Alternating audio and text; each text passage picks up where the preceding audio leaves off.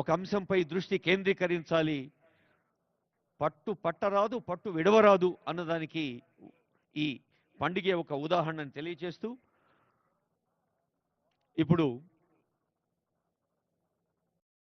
Telangana rising global summit 2025 విజయోత్సవ సభ ఇది. సుసంపన్నమైన శుభ సందర్భం ఇది. ఈ శుభ సందర్భంలో తెలంగాణ తల్లి ఆశీస్సులు అందరం కలిసి అందుకుందాం. అందరం లేచి నిలబడదాం. జయ జయ హే Telangana state song. Telangana state song. జయ జయ హే తెలంగాణ.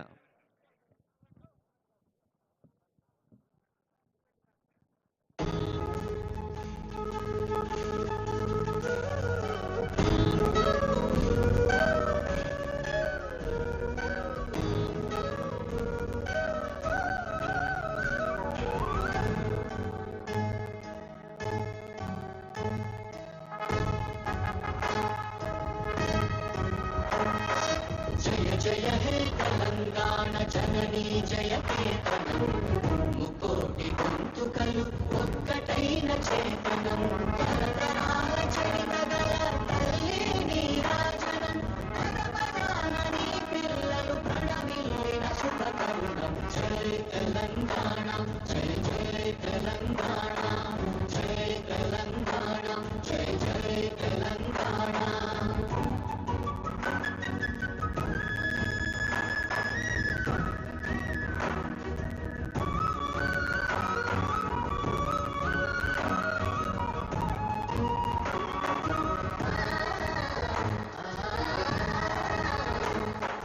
జానపద జనజీవన చావళీలు చాలువార కవి గాయక వైతాళిక కళల మంజీరాలు జాతిని జాగృత పరచే గీతాల జనజాతర అనునిత్యము నీ గానం అమ్మ నీవే మా ప్రాణం. జయ తెలంగాణ జయ జయ తెలంగాణ జయ తెలంగాణ జయ జయ తెలంగాణ.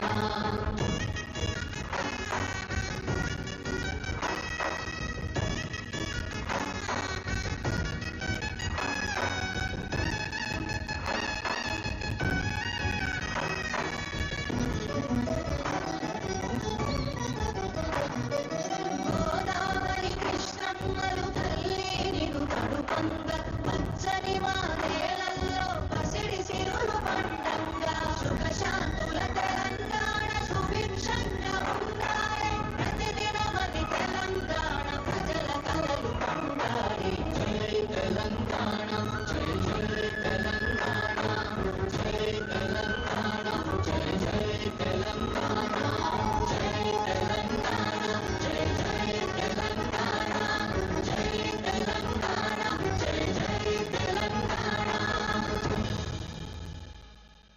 సానుకూల దృక్పథంతో, సహృదయంతో, సంస్కారంతో, సౌజన్యంతో అందరినీ ముందుకు నడిపించమని తెలంగాణ తల్లిని ప్రార్థిస్తూ may now request Shri K Ramakrishna Rao IAS sir to conduct the proceedings of this festive moments.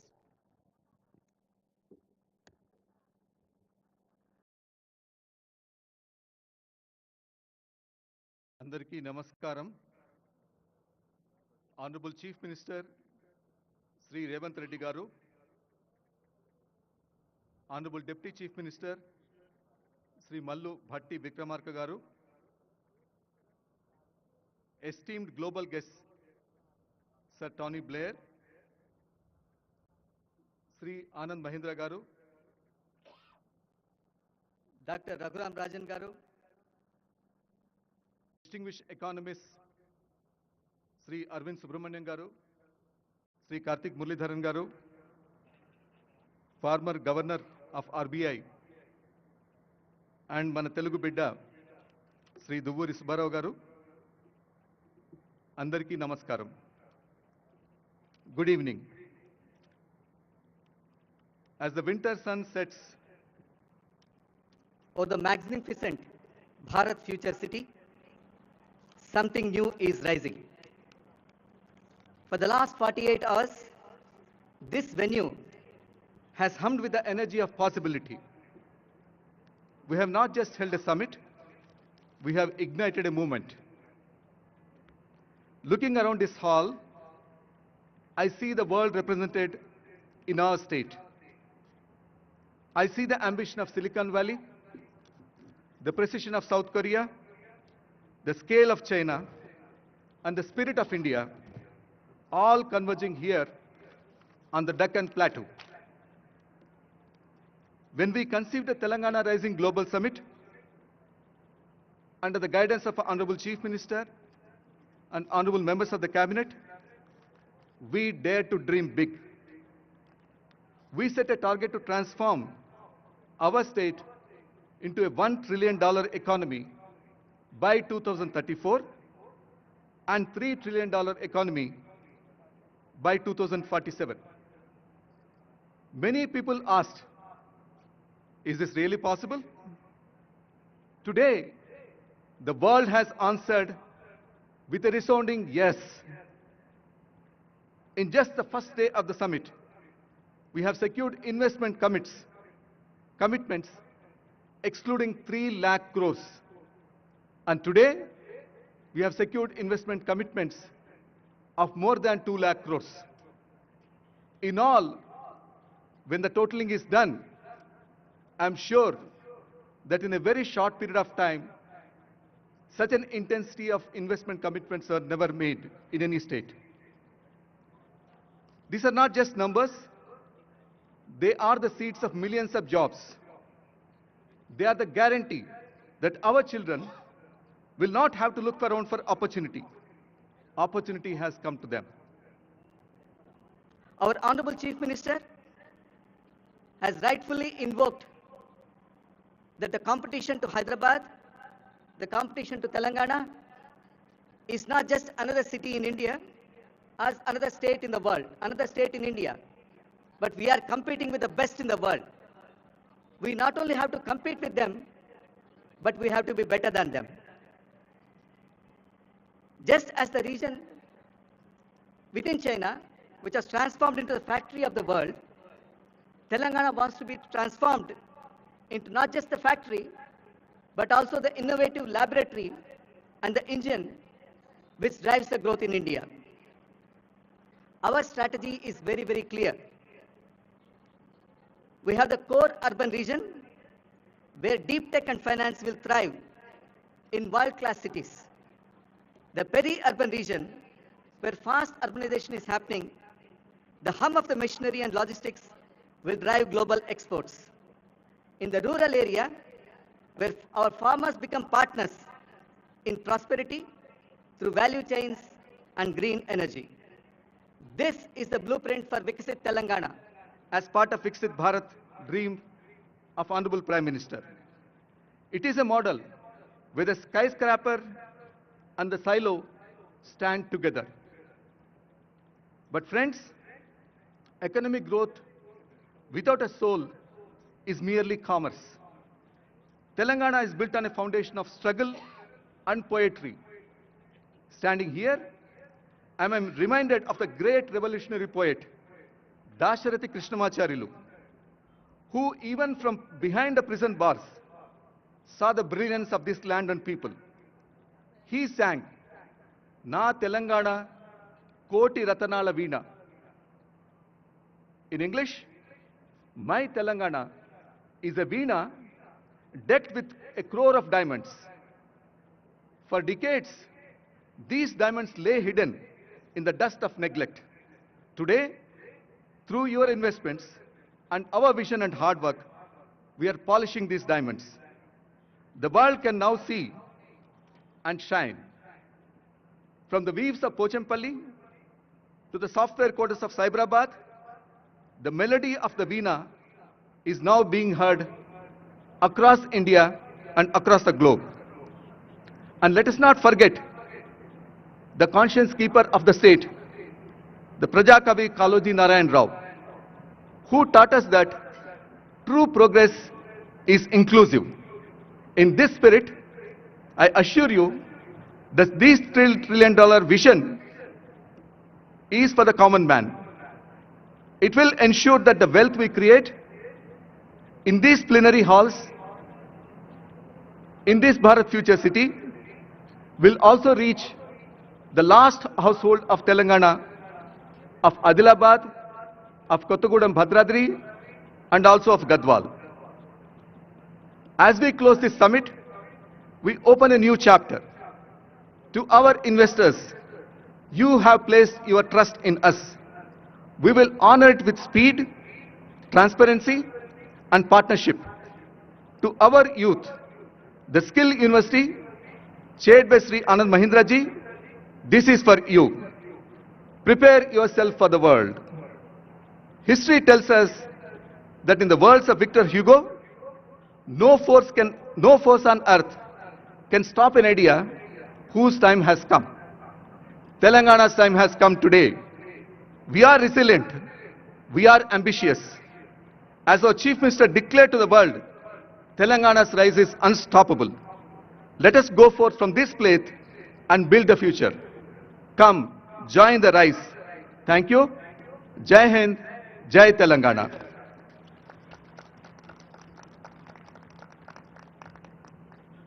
Now I would request Sri Anand Mahindra ji to kindly address the gathering.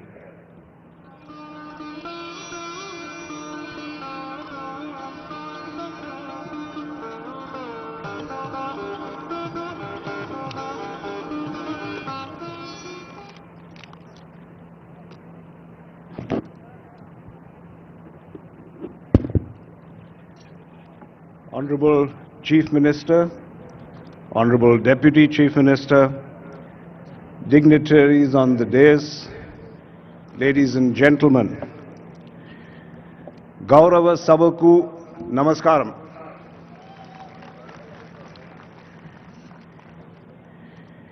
Now, I'm sure many of you here today have at some point in your lives experienced a moment when suddenly the horizon of possibilities opened up in front of you. And I believe that nations and states also experience such moments. And as I stand before you here today, I can say with absolute conviction that Telangana is at precisely such a pivotal juncture in its journey. We are all here in Hyderabad today when a bold manifesto for the future is about to be launched. Now, I had the privilege of reviewing this vision a short while ago, and frankly, I was astonished. And I don't use that word lightly. The great artist and inventor Michelangelo is believed to have said that the greatest danger for most of us is not that our aim is too high and we miss it, but that it is too low and we reach it. Now, after seeing the blueprint of this vision document, it's clear to me that the danger of aiming low has been decisively buried. This has got to be one of the most ambitious and genuinely people-centric visions I have ever encountered, not just in India, but globally. Equally impressive is not just the scale of ambition, but the depth of its foundation. And I want to emphasize that this vision was co-created. And I repeat, it was co-created. It was not written in isolation, but it was shaped by an extensive consultation with the citizens of Telangana and with experts in chosen fields, by understanding their needs, their aspirations, and their hopes. And frankly, this resonated very, very deeply with me, because at our own Mahindra Group, I have often said that vision is not the monopoly of just a leader or of a few people. And history has shown us that dreams which become reality are dreams which are shared, which are co-created. Because when people participate in designing their own future, the odds of success rise dramatically. And going further, when policy is shaped along with purpose, the impact is multiplied. And so I was so pleased to see that this vision, which has youth at its core, women as economic leaders, and sustainability as a non-negotiable foundation, well, that's a powerful embodiment of that purpose and that belief. So I want to compliment you, Chief Minister, and to your entire team for following this very inspiring process. And at Mahindra, frankly, we are very proud to observe this journey, not just to observe it, but actually to be participants in it. One example alone, our women-led battery manufacturing facility in Zahirabad is not just a factory. It is our very own statement of belief in the future that is being built right here. And on a personal note, I'm honored to serve as the chairman of the Young India Skills University, as was mentioned earlier. Now, I have to confess, when the Chief Minister first asked me, I was very hesitant, as you will recall. And I'll be honest, at this stage in my life, I'm very, very protective of my personal time. And I had planned really to focus all my energies on Mahindra University, which is right here in Hyderabad, and on other educational initiatives that I had already committed myself to. So I was preparing myself to very politely decline this invitation to the Chief Minister. And to be honest, after spending 4 decades in business, I consider myself a reasonably tough negotiator. But I met my match. The Chief Minister listened, he smiled, and then he presented a case which made it impossible for my conscience to walk away.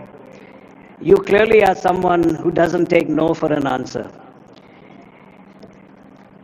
The Chief Minister, to be honest, saw that the Young India Skills University was not just about Telangana, but about India's future. That clarity of purpose turned the request into an offer that frankly I could not refuse. And since accepting this role, my conviction in this role has only deepened. And let me explain why. We are living through a digital tsunami. Artificial intelligence dominates global conversations, and it's often accompanied by fear. Fear of what AI and the future will bring. But I want to take a contrarian view. I believe that the more digital the world becomes, the more valuable the human touch will be. As AI inevitably absorbs the repetitive and the routine, value shifts to what machines cannot replace: the skill of the hand, the intuition of the craftsperson, the empathy of the caregiver, and the problem-solving grit of the technician. And just look around at many developed countries today and developed economies. Their challenge is not a lack of capital or technology. It is really the hollowing out of skilled real-world talent. They have a surplus of managers, but they have a shortage of makers. Nations are built not only on the cloud, but firmly on the ground. And happily, Telangana is choosing a different path. Through this Young India Skills University, we are asserting that blue collar is the new gold collar. We are preparing a workforce that is not threatened by AI, but which is going to be indispensable despite AI. And to help shape such a generation, one that can serve India and a world hungry for skill, well, that's a privilege that I rank amongst my highest. So thank you, Chief Minister, for making me part of that mission. And to the people of Telangana, I must tell you, the Mahindra Group is not going to be a bystander. We will stand with you as you turn this distilled ambition of your people into prosperity. Thank you, and dhanyavad mulu.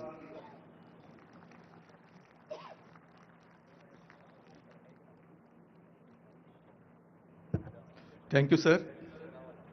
Your services to the people of Telangana, as you have rightly observed, initially you were reluctant, but nevertheless, we have seen the Young India Skills University taking roots, shape, and it's blooming, and I'm sure that thousands of children will be benefited from the skills which they learn there. Now, there is a message by Sri Raghuram Rajan, former Governor of Reserve Bank of India, who is also part of the state's advisory council. Can you kindly play the message, please?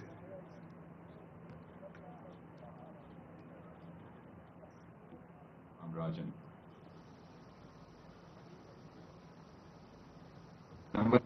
Namaskar. My name is Raghuram Rajan, and I'm on the Advisory Council for the Telangana Rising Vision Plan 2047. There's a problem with the video. Can you please check? Yeah.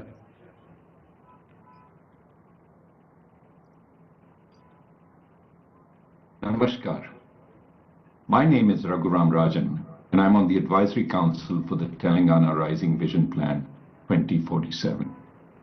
It is indeed an ambitious plan, as it should be, and it touches every facet of the state and its citizens.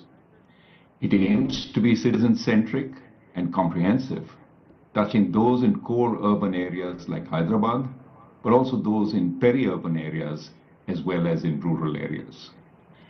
The focus on citizen capabilities like health, education, and skilling is particularly important, for once people have the capabilities, their energy is unleashed, and once unleashed, it is unstoppable. The fundamental economic requirement in India today is jobs, and the plan has a comprehensive vision of where they will come from and how to prepare people for them. A large urbanizing India will prepare all the jobs that we need. We just need to recognize they will not be in the places other countries have found them, and the vision document understands this. The vision document's emphasis on new technologies that will help make governance more transparent and inclusive, as well as more effective, is very important. For the scale of the plan's ambition requires scarce government personnel and resources to be deployed judiciously and its effects multiplied, and technology will help do this. Similarly, it will require citizens to know what is happening and to be able to react if course correction is needed, once again a key effect of technology. So the challenges now are three: implementation, feedback, and course correction. Telangana knows where it's going based on a plan drawn up by consulting its citizens. I look forward to the journey. Jai Telangana, Jai Hind. Thank you very much, sir. Now, I'd request Dr. Duvuri Subbarao Garu, former Governor, Reserve Bank of India, to kindly address the gathering.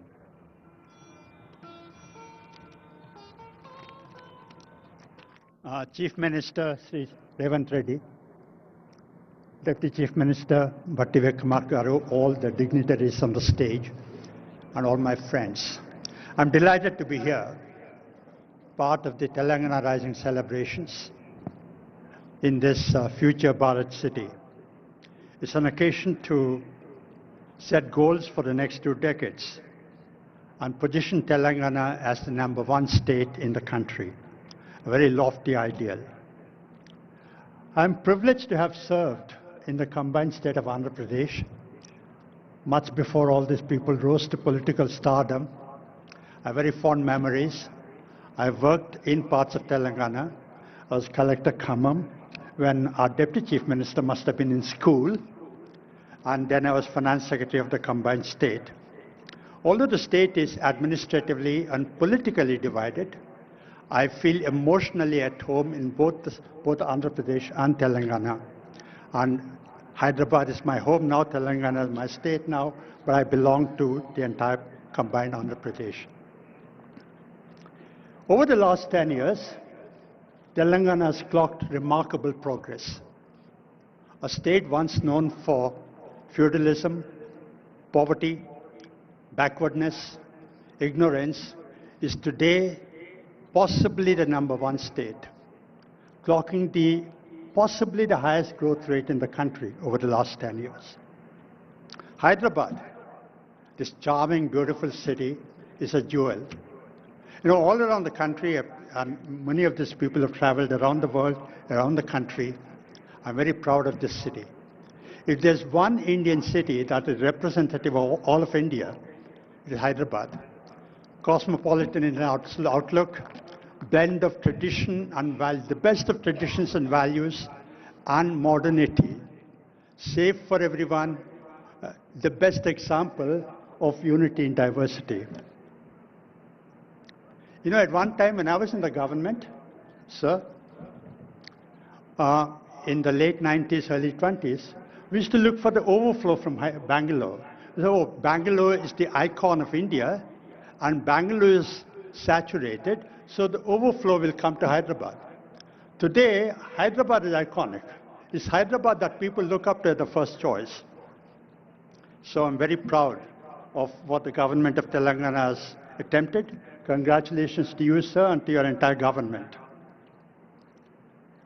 This document, I've not seen it, it's going to be released later in this event, is prepared by the government, working closely with the ISP, with Niti Aayog, I believe with wide-ranging consultations with the stakeholders. And I've not seen the document, but I'm privileged to be part of the advisory committee, and I look forward to studying the document and working with the government on implementing it over the next couple of years. But what I gather, what I heard the Chief Minister say yesterday, is that Viksit Telangana wants to be the #1 state in the country with $1 trillion GSDP by 2034 and $3 trillion by 2047, the centenary of the independence. Today, the GSDP of Telangana is about 16.7 trillion rupees, which roughly translates to $250 billion. We are at $250 billion today. We've got to get to 3 trillion in 22 years, which means multiply the GSDP by 15 times. And if you do simple arithmetic, it means that the state has to grow by about 8 to 9%, perhaps even faster. One trade of that's a tough goal, a challenging goal, difficult, but not impossible. One trait of leadership is actually to set impossible goals, near impossible goals. So I want to congratulate the government for setting that goal. Yesterday, the Chief Minister mentioned that Telangana wants to replicate the Gyeongdong success. Gyeongdong is the best practice in accelerated growth rate. Not perfect, but probably the best practice. I'm sure Telangana will do even better. It's presumptuous on my part to lay out the agenda, because the agenda for getting 2047 Telangana is large, complex, and that's going to be in the document. It'll be presumptuous for me to second guess that at the moment.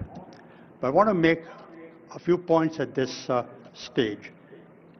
The first is the state must build on its core competence. Hyderabad is already known for its IT, its pharma, its biotechnology, services. Where I live in KPHB, there is GCCs coming up every day. So I see them, I experience them. But Telangana must expand into manufacturing, agribusiness, and into a variety of sectors to create jobs. The second is infrastructure. Physical infrastructure, digital infrastructure, and social infrastructure. Before we met you, came on the stage, we were talking to the IT Minister, Sridhar Babu Garu, and he was telling us about how Telangana government has aspirations of making Hyderabad the innovation center, AI innovation center for the country. The country looks up to Hyderabad. So that's the second thing you must be focusing on. The third, ease of doing business. Now, we all talk about it, we all know about it. And I'm sure the Chief Minister and his team are experienced. But when we were in the government 20 years ago, when we went around like these people are going around these days, canvassing for investment, you know what entrepreneurs like Sri Anand Mahindra tell chief ministers and ministers? If you want to give us tax concessions, it's okay. If you want to give us utilities at low cost, that's okay. But what we want more than all this is law and order, rule of law, and no interference from your people. So ease of doing business is something that you must be concentrating on. Chief Minister, you said yesterday that you're not competing with the rest of the country, you're competing with globally. You know, actually, I think as the Deputy Chief Minister of Karnataka said yesterday, competing within the country is actually good. Healthy competition among states is good, and you're competing globally, setting yourself an aspiration. Primary education and primary health, I'm sure it's part of the agenda. Politicians don't normally, pardon me for saying this, I'm being a bit blunt, but politicians don't normally concentrate on education and health. The reason is, I'm not blaming anyone, but the reason is democratic compulsions force politicians to have a short-term horizon. Do things that will yield results in the short term. No, they tend to relegate long-term things, because they're things that will generate results much later, because they're not political priority. But they're very, very important, as you must have noticed. You know, Karl Johan Juncker, who was the former Chancellor of the EU, he said, we all know what is the right thing to do. He was a politician. No? He said, we know what's the right thing to do. We don't know how to get re-elected after that. I'm sure that Chief Minister Revanth Reddy and his team are going to find a new model and prove Karl Juncker wrong, that it is possible to do things and get re-elected. Okay? And then I saw in the papers, in the media, pure, rare, inclusive growth. I cannot emphasize this enough. You know, accelerating growth is important. Growth is necessary, but not sufficient. 8%, 9% growth, if it's just a number, if the benefits of growth are not widely shared, that growth cannot be sustained. So you must have inclusive growth, which means that the benefits of growth must go to the poorest person in Telangana, to the most farthest point in Telangana. I'm sure the vision document is going to concentrate on that. And skills, of course, it will be presumptuous on my part to talk about skills when Mr. Anand Mahindra is here, but skilling is very important. You know, skilling is a difficult thing to do because it will not be done by the private sector. The government will not do it, is incapable of doing it. So you need public-private partnership, which we're seeing on the stage. Mr. Mahindra sitting next to the Chief Minister, that's exactly the partnership we require for skilling. And, you know, I want to tell a story. When I was appointed governor in 2008, 17 years ago, I was Finance Secretary to Government of India at that time. I went to call on the Prime Minister, Dr. Manmohan Singh, just to thank him for choosing me to go to RBI. One-on-one meeting, I went across to his office, but there were just two of us. And I told him, sir, thank you for appointing me as governor. You know, we talked about the macroeconomic issues at that time. We talked about RBI, we talked about the government. We talked about the comparison between living in Mumbai and living in Delhi. And after about 10 minutes into this conversation, I asked Dr. Manmohan Singh, sir, do you have any advice to give me? A very humble person. He said, what advice do I give you, Subbarao? You've been in the IAS, you've seen the country, you've worked in the districts, you've seen the state government, you've seen the central government, what advice do I give you? And after another couple of minutes, I took leave of him and I was walking away, and you know, gracious man as he was, he walked around from his table and escorted me to the door. And at the doorstop, He put his hand on my shoulder. Subba, I thought I'll give you one advice. That one advice I want to give you is that no matter what you're doing, remember that whatever you're doing, there's people behind you. The RBI is a great institution. But in the RBI, there's a risk that you'll get lost in numbers, in interest rate, money supply, inflation, exchange rate, but you will forget that there are real people behind that. Now, I was in the process of shifting from Delhi to Mumbai. About 30 seconds after I left the PM's office, that advice went out of my head. But as I started working in the RBI, that the purport of the Prime Minister's advice struck me. Because the primary responsibility of the Reserve Bank is to maintain price stability, low and steady inflation. Inflation is a regressive tax. Growing up in a low middle class family, I saw my parents struggle to put all of us through, and all of you saw this. So what the Prime Minister was telling me really is that whatever you're doing, remember the last people, because inflation hurts poor people more than it hurts well-off people. This shirt, if it cost 2,000 rupees last month, and if I go to buy this today, it costs 2,200 rupees, I wouldn't even notice it. But poor people, if the bus ticket goes up from 22 to 24 rupees, if the price of rice goes from 40 to 44 rupees, they notice that. So one thing as we implement the Telangana Rising document is to remember the people of Telangana. The last thing, I've spoken for longer than my time, but Chief Minister, sir, you said yesterday and you said today that Telangana is unstoppable. I also want to say that Telangana is unbeatable, okay? And John F. Kennedy said that, he gave a goal, moonshot goal, that we must get onto the moon, not because it is easy, but because it's difficult. So the Telangana Rising document, implementing that is not because it's easy, but it's going to be difficult. And 10 years from now, somewhere in the world, 10 years from now, sir, somewhere in the world, just like you said yesterday, Gyeongdong model, 10 years from now, somewhere in the world, somebody will say, we want to follow the Telangana model. So thank you very much.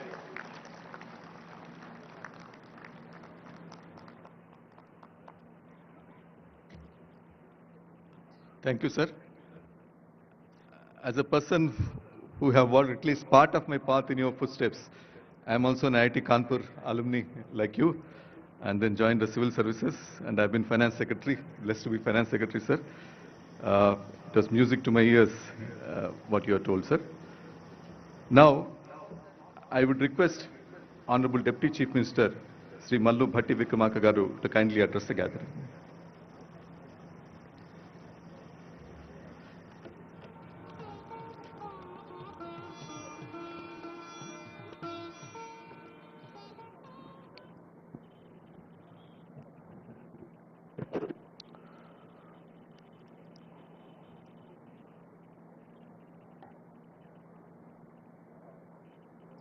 Sri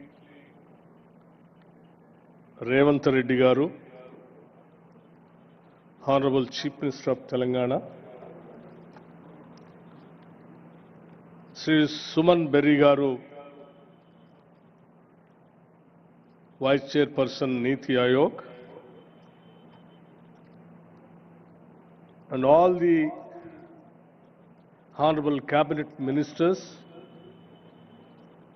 legislators, chairmen, and advisors of the government, and Sri Ananda Mahendra Garu, Sri Duvuri Subbarao Garu, Dr. Raghuram Rajan Garu, and Sri K. Ramakrishna Rao Garu, Chief Secretary, Professor Karthik Muralidharan Garu, and Sri Chiranjeevi Garu, Megastar, Shantan Narayan Garu, Chairman CEO Adobe, and all the participants of today's evening Telangana Rising 2047 Vision Document Release Function. Andarki Namaskaram. After a day and a half of the summit, I hope you saw the natural hospitality that Telangana is known for it. Hospitality is indeed our philosophy. Before I go further, I want to express heartfelt gratitude for the truly participative spirit in which the Telangana Rising 2047 vision was crafted. This was not the work of a few minds behind closed doors. It was a collective effort shaped by the wisdom and aspirations of a vast and diverse set of contributors.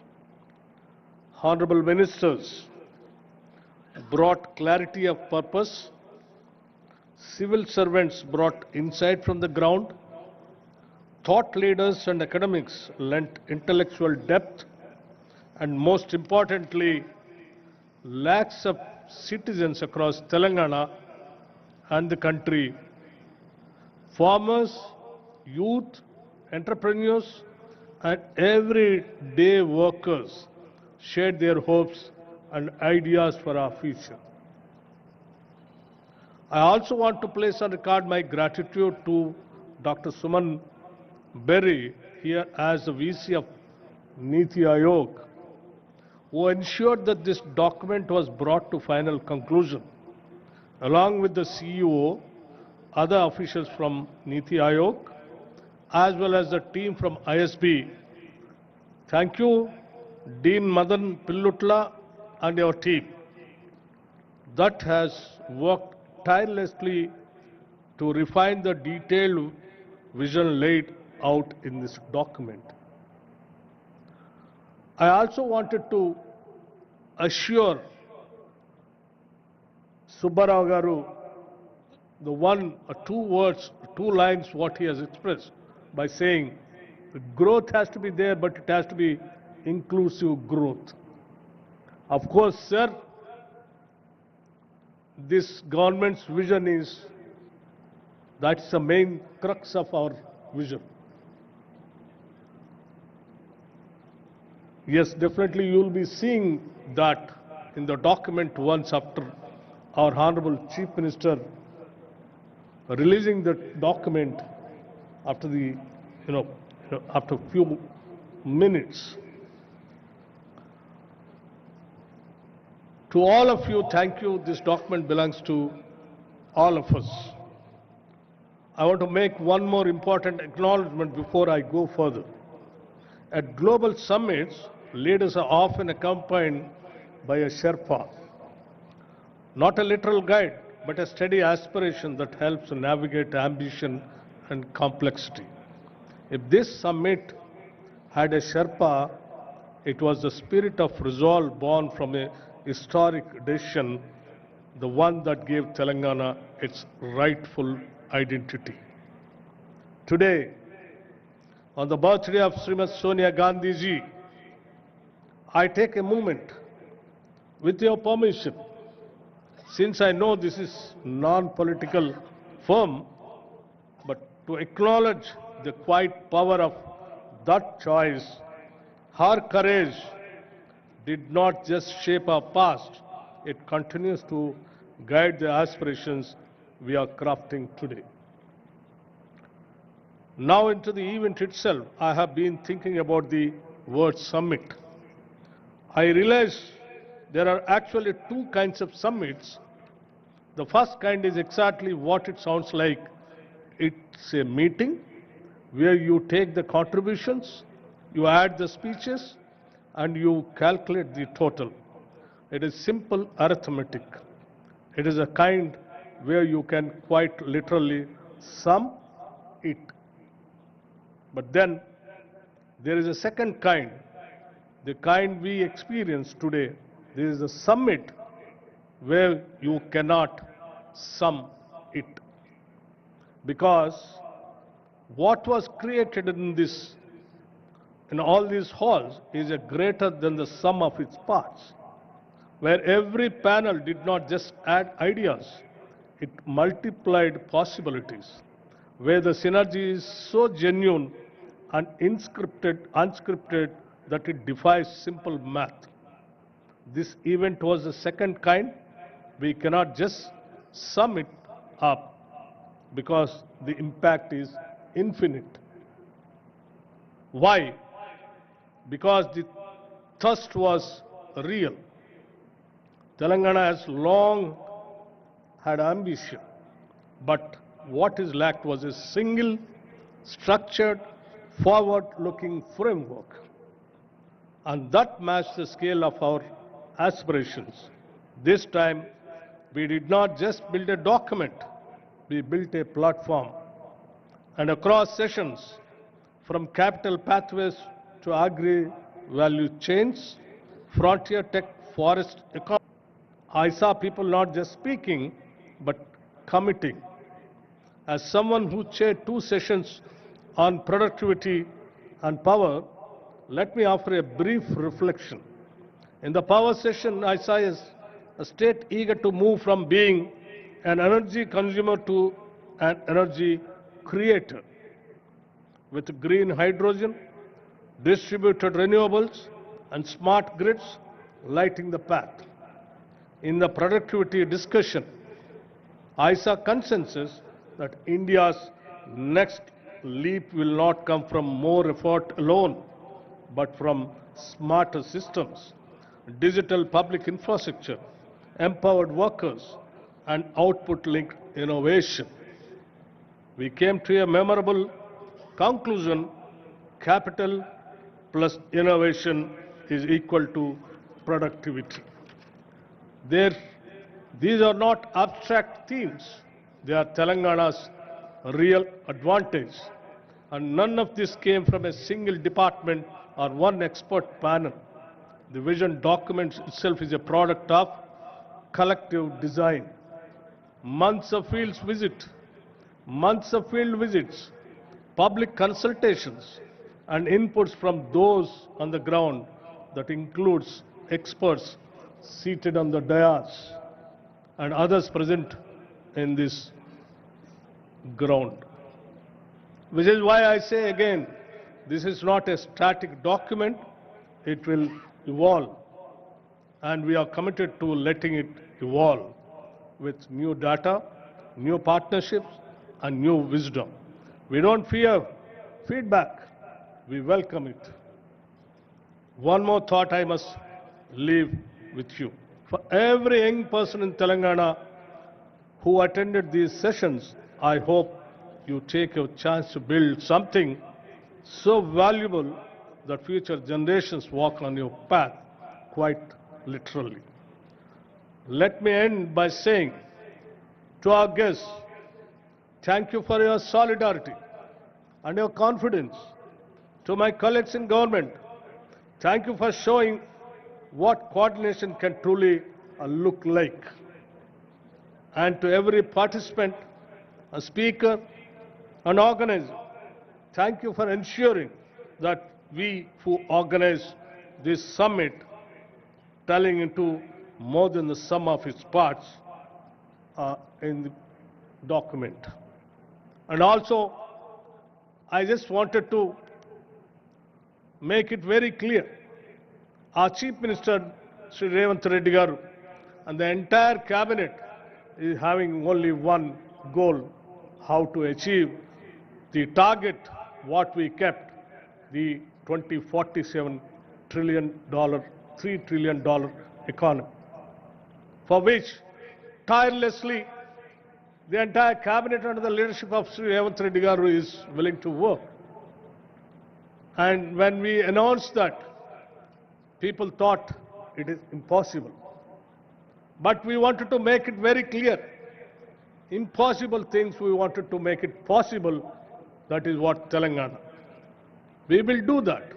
Telangana is having all kinds of natural resources, human resources, and talented technical human resources. The only one thing which is required is a simple goal and a commitment and a dream of achieving 2047 $3 economy, which the entire government of us under the leadership of Sri Revanth Reddy Garu and the entire cabinet is having the dream. We will definitely achieve it. We will show to the whole world. Thank you very much, and Jai Telangana and Jai Hind.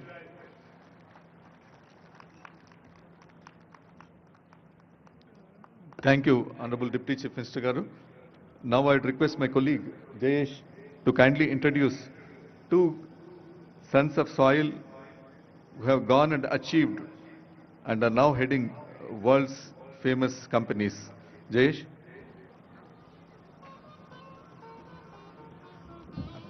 Thank you very much, sir. As Chief Secretary pointed out, there are 4 important poster boys of Hyderabad: Mr. Ajay Banga, Mr. Satya Nadella, Mr. Shantanu Narayan, and Mr. Prem Vatsa.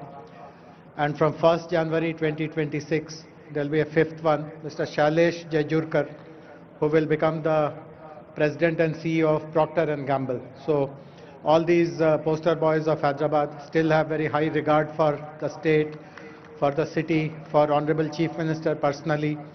And at our request, 2 of them have decided to come live and interact briefly with us, share their thoughts. So can the setup team please put Mr. Shantanu Narayan and Mr. Prem Vatsa.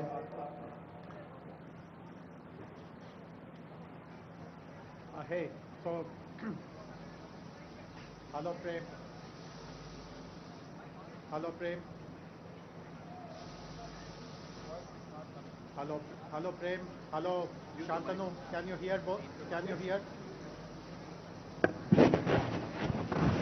Hello Shantanu. Hi Prem. Can you hear me? Is our audio good? Just give us a wave. Great.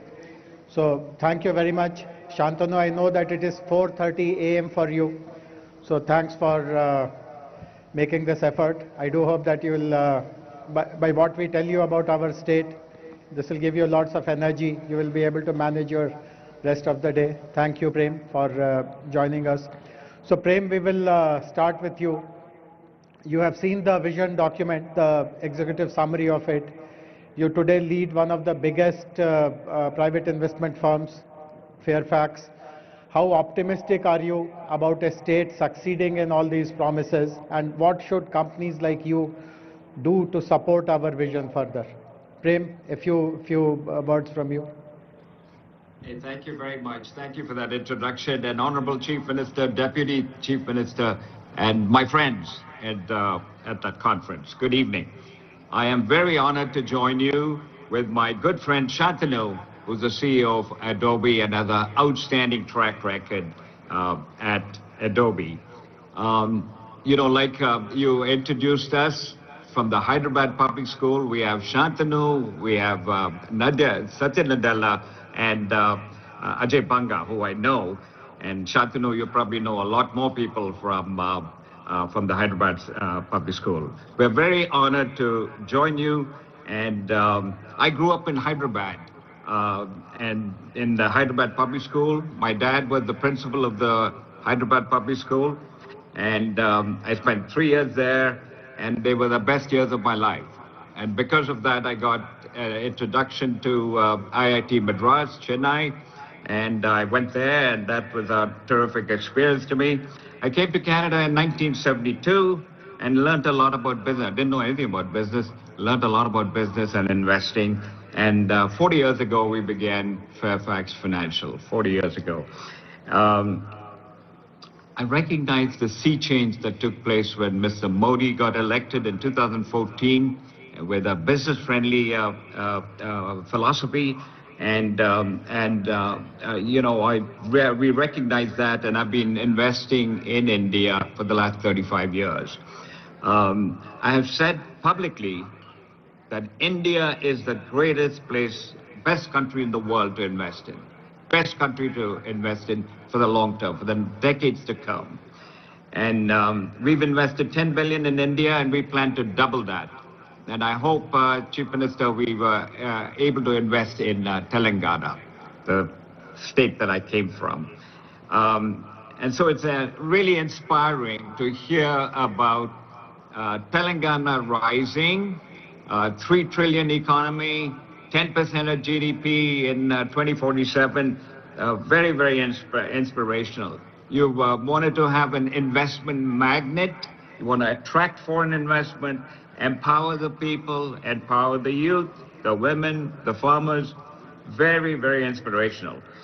I have witnessed in North America, like Shantanu and the others, the power of free enterprise, of business and capitalism. I'm a function of that. Shantanu is a beneficiary of that. There's no limit to economic growth, as many of you have said, in Telangana, if you follow those principles. Very simply, I was in Dubai for our 40th business anniversary of Fairfax Financial. And what a magnificent job they've done in the last 25 years, and I'm sure Telangana will do even better. But the principle that they've had is what is good for the merchant is good for Dubai. What is good for the merchant, what is good for business, is good for Telangana. And that's what you're doing.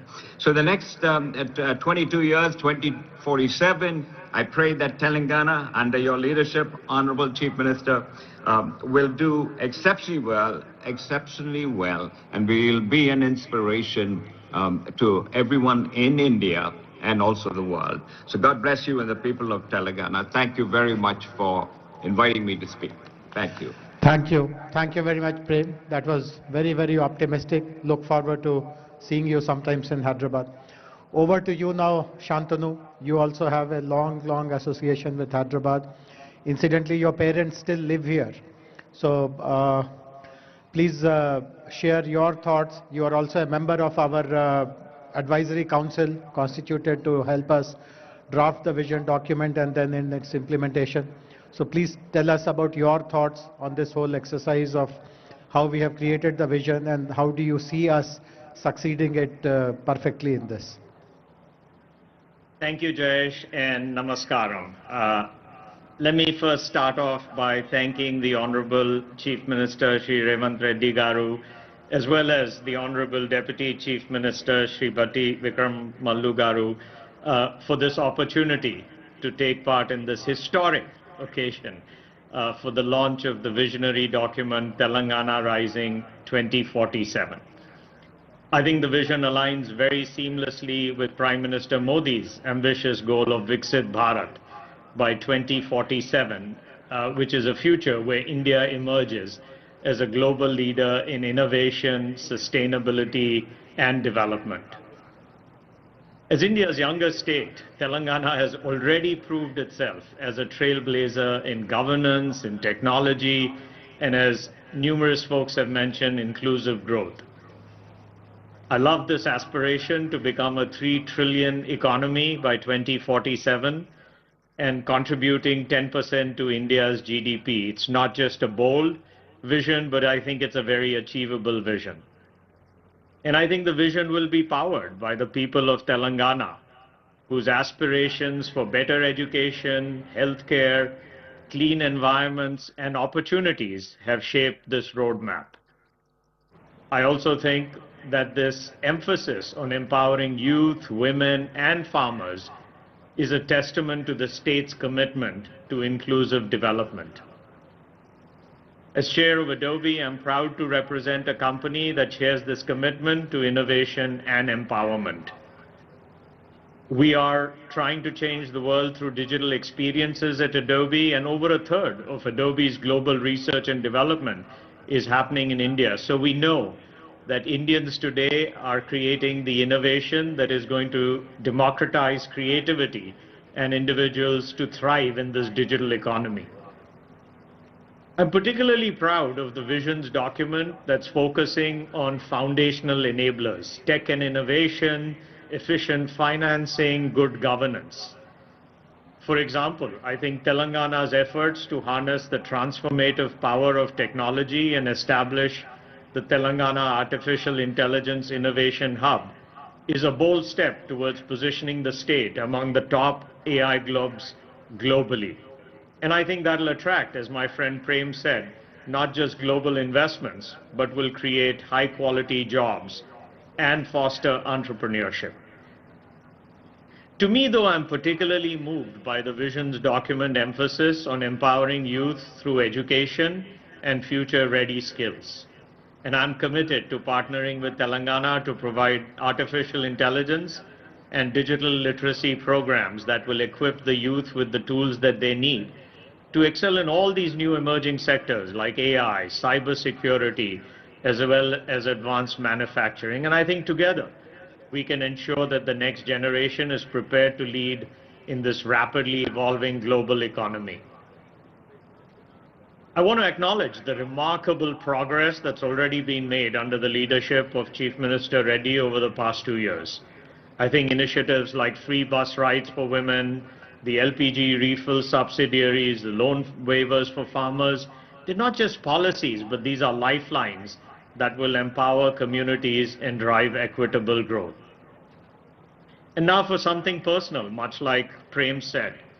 As someone who still considers himself a Hyderabadi, who grew up in Hyderabad, and is a product of Hyderabad Public School, where Prem's father was the principal as well as Usmania, I have witnessed firsthand the transformation of this city and state.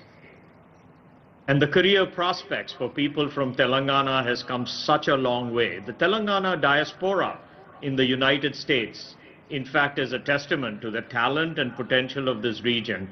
And I am personally committed to strengthening the ties between the diaspora and the government of Telangana. In closing, I want to both compliment, applaud the Chief Minister's push to create this vision for Telangana and become a global leader in innovation, sustainability, and development. And I'm convinced that together we can create a future where technology uplifts individuals, businesses, and society as a whole. So thank you for inviting me. Jai Telangana, Jai Hind. Thank you very much, Shantanu. Thank you, Prem. And thanks for sharing your thoughts. Bye for now. Thank you. Thank you. Thank you very much. Now I would request Professor Karthik Muralidharan, the Tata Chancellor, Professor of Economics at the University of California, to kindly address us.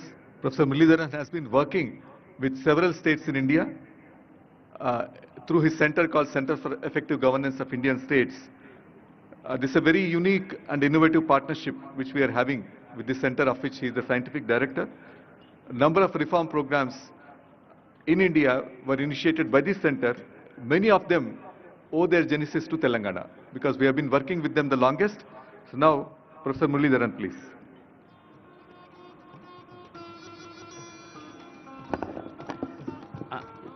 Gaurava Sabhaku, Namaskaramu.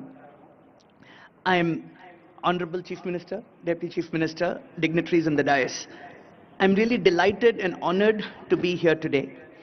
I'm a Tamilian by birth. I grew up in Gujarat, but Telangana and Andhra Pradesh have been my karma bhumi for the last 20 years. I'm especially honored to see that the Chief Secretary, Sri Ramakrishna Rao Garu, he was Commissioner School Education in 2004 when I first came to the state. And that is where my journey of work in the state. There is no state in India I know better than Telangana and Andhra Pradesh, whether it's working in education, in welfare over the years. So that is the first connection to Telangana. Second, when this book came out, Honorable Chief Minister and Deputy Chief Minister were the first Chief Ministers I got to present the book to, and that was a wonderful, wonderful experience. We had a wonderful 2-hour discussion on a whole range of governance issues. And last, like Ramakrishna Rao Garu mentioned, the non-profit I founded, the Center for Effective Governance of Indian States. Our first state partnership was in Telangana. So in every way, Telangana has been the core of where a lot of my work has evolved. So I want to just make 2 remarks.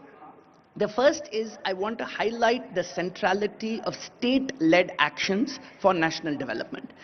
Almost every aspect of governance that touches the lives of citizens are actually controlled by state governments. Education, health, land, labor, safety, environment. So Government of India can provide guidelines and money, but the actual delivery is all with state governments. So if you look at the variation in outcomes across Indian states, that tells you how much state level leadership matters. Okay, so it is just wonderful to see this energy and this drive to think about a vision for Telangana and therefore set a vision for India itself.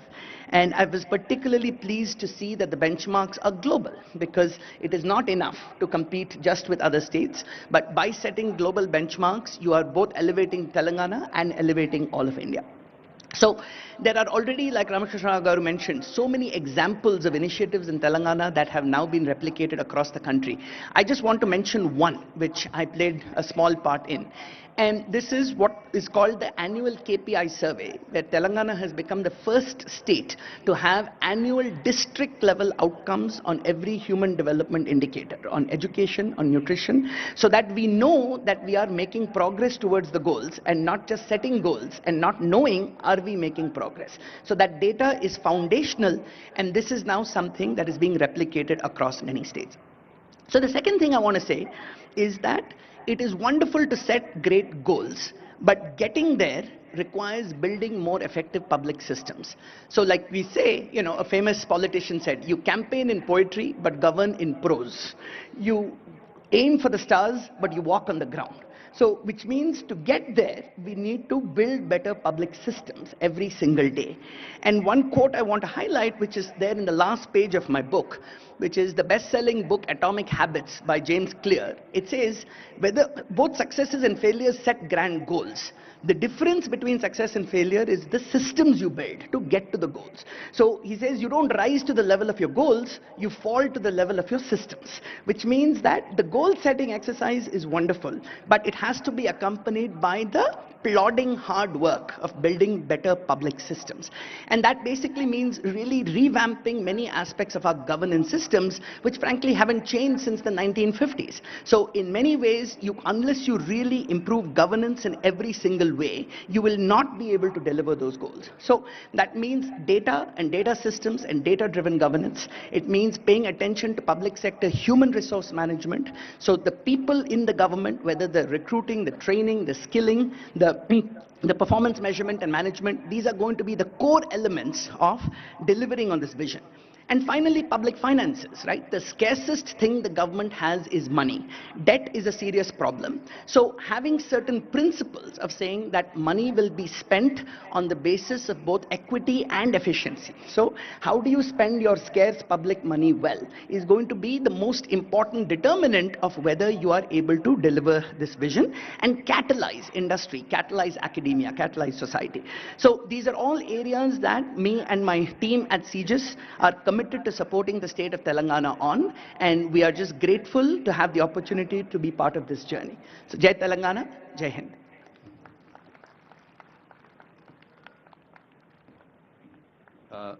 Thank you, Professor.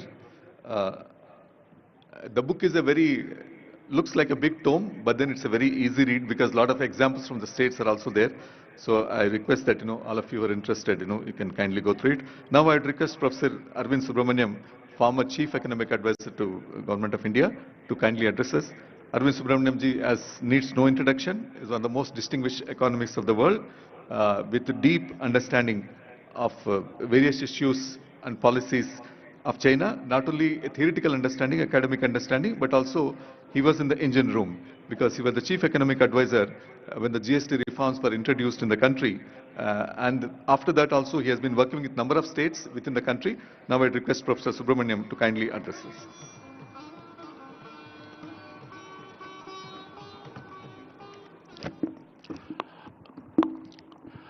Honorable Chief Minister, Honorable Deputy Chief Minister, dignitaries on the dais, and participants in this amazing event, the Telangana Rising Summit. I'm delighted and honored to be here in this amazing venue, which is going to be the Bharat Future City. I can't wait to see. I hope I'll be alive to see that vision. It promises to be spectacular. I'm also honored to be honored to be part of the CM's Council and hope to help assist in the transformation of the Telangana economy. As Karthik said, it's clear that India's future resides more and more in the states because it's the states that control the levers that are going to determine the fate of India's 1.4 billion citizens. So I've just written a book with Devesh Kapoor, and I want to highlight one striking statistic that we found in that book. We all say, why can't India be as dynamic and grow as rapidly as China? But it turns out that 1/3 of India has grown as fast as China and for as long. Just think about that. So we don't have to look elsewhere. We just have to look within. And one of those states happens to be Telangana. If that is the case, the numbers that Dr. Subbarao put out about what the GDP aspiration you have going forward, it doesn't seem that difficult because it seems like you already accomplished that in the last three decades. So it's just a matter of replicating that over time. Now, Telangana, of course, is on the not just the Indian map, but the global map, as the cradle of India's IT revolution. But that's the past. I think when you look at the Telangana Vision document, under the leadership of the Honorable Chief Minister, it is embarking on the next structural transformation.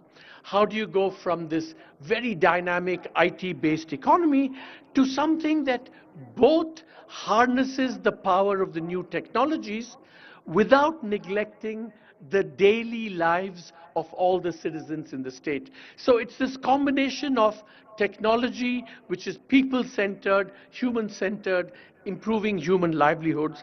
I think that's at the core of this vision document, which I would commend to everyone going forward. I have, I think, said very often that the most important dynamic in India that's going to propel India going forward is competitive federalism, competition between the states, and especially if every state is competing, as the Honorable Chief Minister has said, not just with other Indian states, but internationally as well, this competition dynamic is going to be very, very important. So Telangana is going to be not just a magnet that attracts investment, it's also going to be a model for everyone else, other states, to kind of emulate. So competitive federalism with Telangana in the lead is one desirable dynamic. But I think the other dynamic that is going to be very important in India is not just competitive federalism, but competitive sub-federalism. That not just states competing with each other, but cities competing with each other. And in this regard, I think Hyderabad is turning out to be another model and a magnet. For example, NCR, with all its air quality problems, is forcing exit to other parts of the world. Bengaluru, the IT capital, with its congestion and urban challenges, is again forcing investors to look away, and that's the sense in which Hyderabad can be a magnet and a model going forward. So Telangana and Hyderabad can be the cradles of competitive federalism and competitive sub-federalism. Having said all this, I also want to be a little bit more realistic and offer some gentle advice. I think investor summits are like elections in a democracy. Heady, wonderful, everyone engaged, etc., etc. But we know in a country like India and in democracies like India, all the accountability, the hard work, and the implementation is done between elections, is done between investor summits. So while it's very impressive that you have 5 lakh crores in commitments already, the proof of the pudding is going to be 5 years from now, how much of those 5 lakh crores actually translated into real investment. So that's the metric by which we must judge Telangana's performance going forward. And in this regard, some of Dr. Subbarao's comments about, the ease of doing business, rule of law, creating a level playing field for all investors, not just some investors, big investors, is going to be very, very important. Now, I want to end, just make one last point in this. It's actually a series of points. When I used to be chief economic advisor, I used to have this ongoing debate with my boss, the late wonderful Arun Jaitley. He used to tell me, Arvind, politics is the art of the possible. And I would say, no, no, Minister, politics is the art of expanding the possibilities of the possible. That's what I think good politics is. Now, let me strike a slightly sobering note. If you look around in the last 5 years, I mean, there is a disenchantment with Indian politics, or at least some parts of it, in the following sense. That is that you see more and more this rabidi culture that's crept in, and cash transfers, etc., have taken powerful hold on the political imagination. Now, I'm not against cash transfers. I'm not against welfareism. I think they're all very important. But I think there is a sense in which this disenchantment has happened because citizens want cash transfers in part because they feel they're not going to get much else from the state. So they said, let's get the cash transfers now because we don't know what governments will deliver later on. But there's a flip side to that. Governments themselves do more and more welfareism, almost because they have accepted that they will not be able to deliver all the other things that matter more. So we are in this slightly unholy alliance between citizens and the state, where it's all about cash transfers to the neglect possibly of the other things that matter and that are contained in the vision statement that you have outlined. So I think what India needs is, as someone rightly said, and what is exciting about this summit and your leadership is the new Telangana model. What is the new Telangana model? I think it's very important to remember that the Telangana model has to have as its core, which it does, the retaining of the idea of India as a pluralist, inclusive, non-majoritarian, non-exclusionary place. That idea of India cannot be abandoned, cannot be abdicated. That is the foundation, or should be the foundation, of the Telangana model. But then over and above that, what has to happen is the kind of political imagination that's been displayed in the Telangana Vision document, and converting that political imagination into a new reality is what has to be the Telangana model. And really, we've just written a book. In some ways, what we lament in the book is that the Indian political imagination has become stunted and stale. And what is really exciting about this, Honorable Minister, to be honest with you, and what makes me excited about working with Telangana is this new political imagination which retains the idea of India, pluralist, non-majoritarian, inclusive, everyone, plus this new imagination where you combine technology and harness it for the good of the people. So good economics should be good politics, good social policy should be good politics. And that hopefully will be the new Telangana model. Thank you, sir. As usual, Professor Arvind sir has always brings us, while acknowledging the dynamism, the vision of our Honorable CMs is also put some caution marks along the road. Now, I would request the video message by Mr. Tony Blair, the former Prime Minister of UK, to be played, please.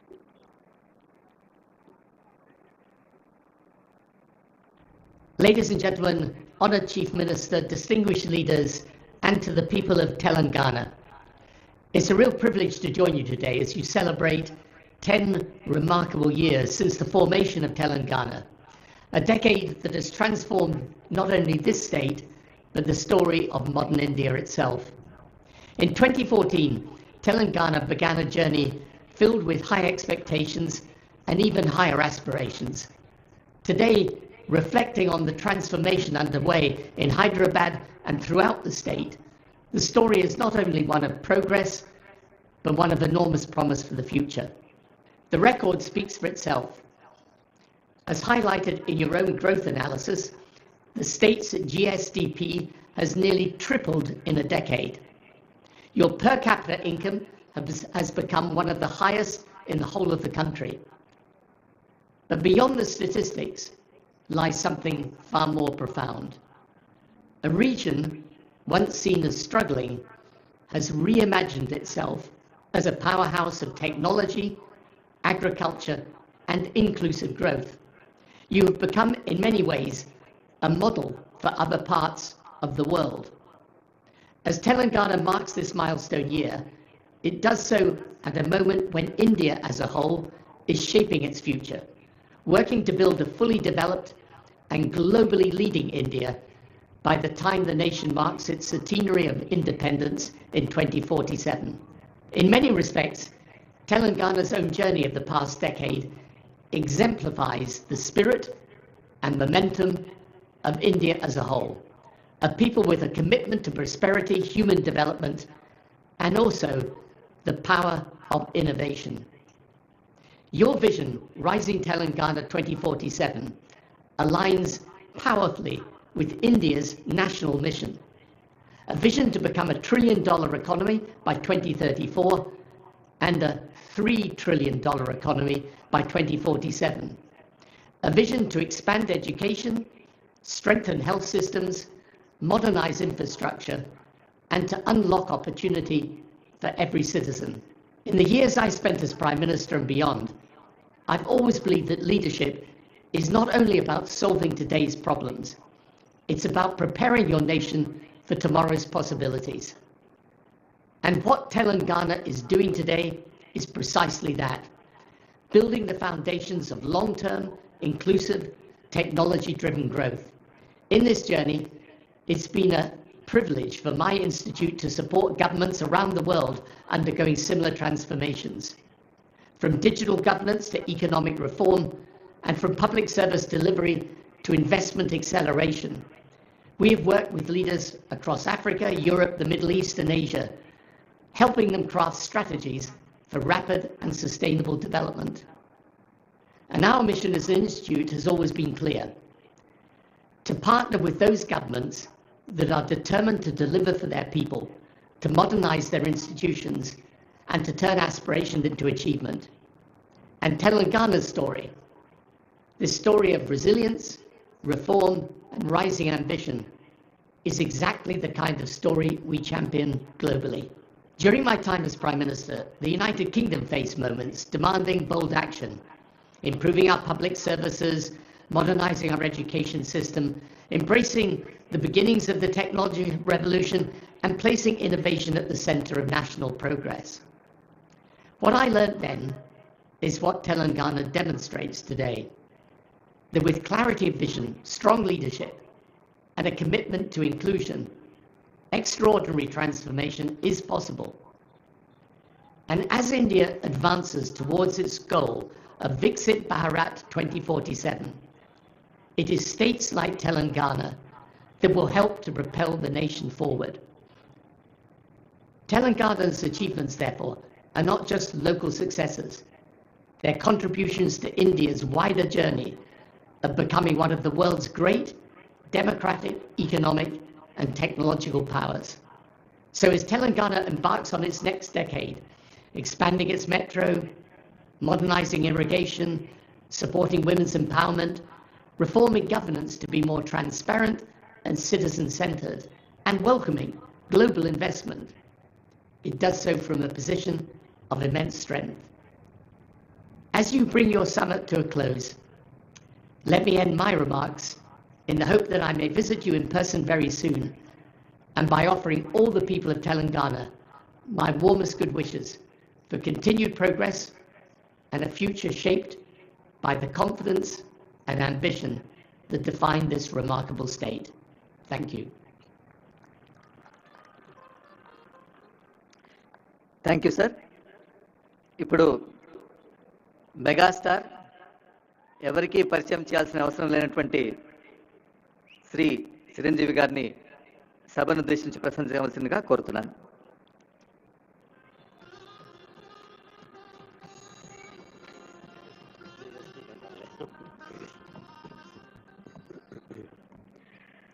గౌరవ ముఖ్యమంత్రి శ్రీ రేవంత్ రెడ్డి గారికి, గౌరవ ఉప ముఖ్యమంత్రి మిత్రులు, ఆత్మీయులు బట్టి విక్రమార్క గారికి, ఇతర దిగ్గజాలకి, ఆహ్వానితులకు, ప్రతి ఒక్కరికి నా హృదయపూర్వక నమస్కారాలు. తెలుగులో మాట్లాడడం కొంచెం చేంజ్ ఉంది కదా మీ చెవులకి. So let me have the privilege talking our mother tongue. ఇక్కడ మీ అందరికీ అనిపించవచ్చు, ఇక్కడ ఉన్నటువంటి ఆహ్వానితుల్లో చీఫ్ గెస్ట్ ఒక్కొక్కళ్ళు ఒక్కొక్క రంగానికి సంబంధించిన వాళ్ళు, ఫైనాన్స్ రంగానికి సంబంధించిన వాళ్ళు, అలాగే మాజీ గవర్నర్ ఆర్బీఐ సుబ్బారావు గారు, అలాగే ఇతర ఫైనాన్స్ వ్యక్తులు, అలాగే ఆటోమొబైల్ దిగ్గజం మహేందర్ గారు, ఇంతమంది ఉండగా వీళ్ళల్లో చిరంజీవి ఏమిటి సినిమా వాడు అనే భావం మీకు ఉండొచ్చు. మీకు కదా, నాకే ఉంది అది. నేను ఎంతవరకు ఇక్కడ ఫిట్ అవుతాను అని నాకే అనిపించచ్చు. కానీ నా మీద ఎంతో గౌరవంతో ఒక సోదరుడుగా మన ముఖ్యమంత్రి గారు చిరంజీవి రావాలి అని నిన్న మన భట్టి విక్రమార్క గారిని, అలాగే IT and industrial minister Shri Sridhar గారిని నా దగ్గరికి పంపించారు.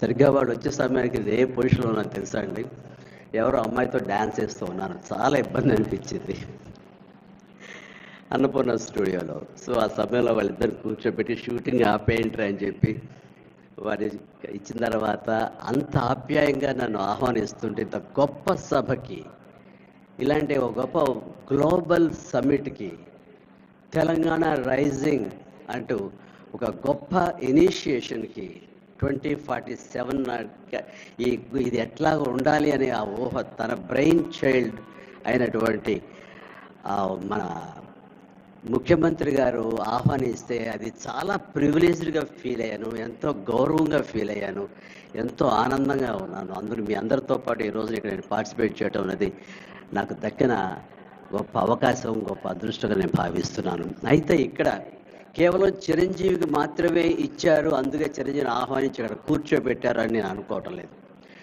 ఇది రేవంత్ రెడ్డి గారికి సినిమా పరిశ్రమ మీద ఉన్నటువంటి గౌరవం, సినిమాల ఇంపాక్ట్ ఈ సొసైటీలో ఎలాగ ఉంటుందో బాగా తెలిసిన వ్యక్తిగా వాళ్ళందరి తరపున ఒక వ్యక్తి ఉండాలి కాబట్టి చిరంజీవిని ఆహ్వానించారని మాత్రమే అనుకుంటున్నాను. ఈరోజు నేను ఒక చిరంజీవిగా రాలేదు, చిత్ర పరిశ్రమ తరపున ఒక ఏజెంట్గా, వాళ్ళ రిప్రజెంటేటివ్గా నేను ఈ రోజున వచ్చాను, ఇక్కడ ఆహ్వానించబడ్డాను.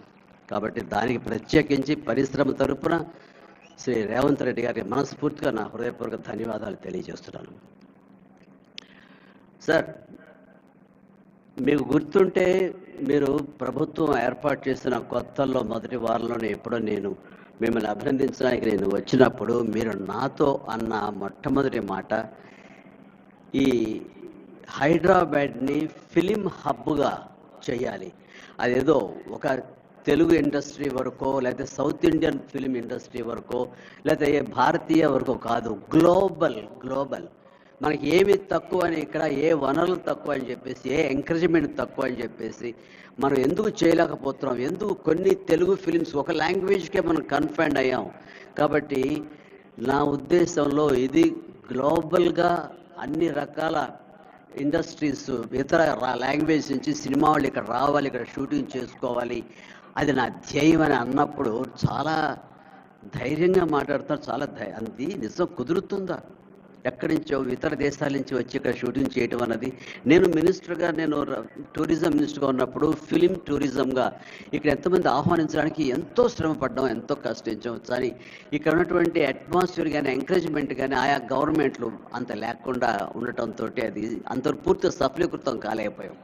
ఆ ఉద్దేశంతో నేను ఎంతో కొంచెం స్కెప్టికల్గానే ఉన్నాను. ఎంతవరకు కుదురుతుంది, ఈయన డ్రీమ్ సక్సెస్ చేయగలరా అని అనుకుంటూ, మీరు ఏమైనా చేయండి, మీ గైడెన్స్ ఇవ్వండి, మీరు ఏం చెప్తే దాన్ని ఫాలో అవడానికి మేము అందరం రెడీగా ఉన్నామని ఒక మాట ఇచ్చి మాత్రం అన్నాను. కానీ విత్ ఇన్ నో టైం ఇంత పెద్ద ఎత్తున ఈయన అన్ని రకాల సెక్టార్స్ వాళ్ళని ఇన్వైట్ చేసి గ్లోబల్గా అందరినీ వెల్కమ్ చేసి ఈ రోజున అందులో ఒక పార్ట్గా సినిమాలను కూడా ఆయన వెల్కమ్ చేస్తున్నారంటే కనుక అది హ్యాట్స్ ఆఫ్. అది ఆయన ఒక్కరి వల్లే అయ్యింది అన్నట్టుగా కాకుండా అన్నది సాధ్యం చేసేలాగా ప్రాక్టికల్గా ఈ రోజు మనం అందరం చూస్తున్నాము. ఇది చాలు, డెఫినెట్గా ఆయన అనుకున్నది సాధిస్తారనే ప్రగాఢమైన నమ్మకం నాకు ఏర్పడింది. ఎందుకంటే ఆయన అన్నది హైదరాబాద్ అనేది సెంట్రల్ లొకేటెడ్ మన కంట్రీలో. ఏ ఇతర ఇంపార్టెంట్ సిటీస్కి వెళ్ళాలని సరే 1 అవర్ డిస్టెన్స్లోనే ఉంది. మేబీ ఢిల్లీ ఇంకొక 1 అవర్ పడుతుందేమో తప్ప. అండ్ ఇక్కడ లేని లొకేషన్స్ ఎక్కడ లేవు, ఎక్కడ లేకుండా పోలేదు. మనకు మంచు కొండలు ఉన్నాయి, థార్ డెజర్ట్స్ ఉన్నాయి, అడవులు ఉన్నాయి, వర్షాలు పడేవి ఉన్నాయి, లాంగెస్ట్ బీచ్లు మనకు ఉన్నాయి. ఏమి తక్కువ, ఏ లొకేషన్స్ తక్కువ, ఏ వనరులు తక్కువ. ఇక్కడ పని చేయడానికి వాళ్ళకి స్కిల్ డెవలప్మెంట్ చేయగలిగితే కనుక పని చేయడానికి ఎంతోమంది ముందుకు వచ్చి సినిమా పరిశ్రమ ద్వారా ఉపయోగపడి వాళ్ళ కుటుంబాలకు వాళ్ళు ఉపయోగించుకుంటారు. ఇది ఆ పొటెన్షియల్ పూర్తిగా ట్యాప్ చేయలేదు అన్న మాట వాస్తవం. వారు అది నేను అంగీకరిస్తూ మా సలహాల కోసంగా ఆయన కొన్ని సెమినార్లు ఫ్యూచర్లో నడిపిస్తామన్నారు. ఇప్పుడు కూడా అలాంటి చిన్న సెమినార్లు మా పెద్దల మధ్య, సినిమా పెద్దల మధ్య జరిగింది. అయితే ఇది కాంప్రహెన్సివ్గా కన్సాలిడేట్గా జరిగేలాగా విత్ ఇన్ షార్ట్ టైం మేము అందరూ కూడా ముందుకు వస్తాము. ఇక్కడ ప్రపంచానికే ఇది అద్భుతమైనటువంటి సినిమా హబ్గా హైదరాబాద్ని చేయటంలో మేమందరం ముందుంటాము. అండ్ ఈ రోజున చూస్తే కనుక బాలీవుడ్ నుంచి సల్మాన్ ఖాన్, అజయ్ దేవ్గన్ వచ్చి ఇక్కడ మేము స్మార్ట్ అండ్ డిజిటల్గా కానీ అడ్వాన్స్డ్ ఫ్యూచరిస్టిక్ స్టూడియోస్ మేము పెడతామని అంటాం అన్నది ఇది శుభారంభం. ఇదే ఇన్స్పిరేషన్గా నేను కానీ, నాగార్జున కానీ, వెంకటేష్ కానీ, ఇతర హీరోలు కానీ, ఇతర ప్రొడ్యూసర్స్, నిర్మాతలు ఎంతోమంది ఈ రోజున ఇక్కడ ఉన్నారు ఈ సభ్యుకుల్లో. వాళ్ళందరూ కూడా ముందుకు వచ్చి చేయాలన్న ఒక కుతూహలం కానివ్వండి, అది పూర్తిగా ఛార్జ్ అయి ఉన్నారంటే ఎలాంటి అతిశయోక్తి లేదు. అండ్ ఈ రోజున ప్రపంచపరంగా చూస్తే సినిమా ప్రభావం ఎంత ఉంటుంది, ఈ సాఫ్ట్ పవర్ ఎంత ఉంటుందన్నది నేషనల్ వైడ్గా కూడా కేంద్ర ప్రభుత్వం కూడా వేవ్స్ అనేది ఒకటి ప్రారంభించి అందులో మమ్మల్ని అందరూ కూడా పార్ట్ చేశారు. అంటే ఎకనామికల్గా అది ఎంత పవర్ ఇస్తుంది, మన కంట్రీ జీడిపికి ఎంత కంట్రిబ్యూట్ చేస్తుందో అనడానికి బాగా వాళ్ళందరికీ తెలిసిన వాళ్ళు కాబట్టి సినిమా మీద అంత దృష్టి పెట్టారు. సినిమాని కేవలం పేరు తీసుకురావడమే కాకుండా ఎంతో కంట్రిబ్యూట్ చేస్తుంది, ఎంతోమందికి ఎంప్లాయ్మెంట్ జనరేట్ చేస్తుంది, ఎంతోమందికి ఉపాధి కల్పిస్తుంది. అంటే ఉదాహరణకి కొరియా తీసుకుంటే కనుక కొరియాలో బిగినింగ్ ఇనీషియల్గా వాళ్ళందరూ యూత్ అనేవాళ్ళు నైట్ ఈవినింగ్ అయ్యేసరికి చాలా పక్కదారులు పడుతున్నారు, కొన్ని వ్యసనాలకి లోన్ అవుతున్నారు. ఆ రకంగా యూత్ నిర్వీర్యం అయిపోతుంది. ఏం చేయాలంటాం వాళ్ళందరూ కలిపి వీళ్ళని ఎంటర్టైన్మెంట్ వైపు కనుక మనం డైవర్ట్ చేయగలిగితే, be it is music, be it is singing or films, ఇంకోటి ఇవన్నీ ఎంటర్టైన్మెంట్గా చేయగలిగితే కనుక వాళ్ళు ఆక్యుపై అయి ఉంటారు. తద్వారా వాళ్ళు ప్రోగ్రామ్స్ ఇవ్వగలుగుతుంటారు. వాళ్ళందరూ నిష్ణాతులయ్యి వాళ్ళ ఫ్యామిలీకి వాళ్ళు బాసటగా ఉంటారు. తద్వారా వాళ్ళ నుంచి జనరేట్ అయ్యి ఎంతో కొంత వాళ్ళు క్రైమ్ వైపు వెళ్లకుండా ఉంటారు. ఆ రకంగా క్రైమ్ రేట్ తగ్గించుకోవచ్చు అనే భావంతో కొరియన్ గవర్నమెంట్ స్టార్ట్ చేసింది. కానీ ఈ రోజున ప్రపంచపరంగా Korea K-pop K drama, K music అంటూ కొరియన్ వాళ్ళ ఎకానమీ, వాళ్ళ జీడిపికి ఎంతో కొంత కంట్రిబ్యూట్ చేస్తుంది, ఎన్నో బిలియన్స్ ఆఫ్ డాలర్స్ కంట్రిబ్యూట్ చేస్తుంది ఈ యొక్క సాఫ్ట్ పవర్ మ్యూజిక్ అన్నది.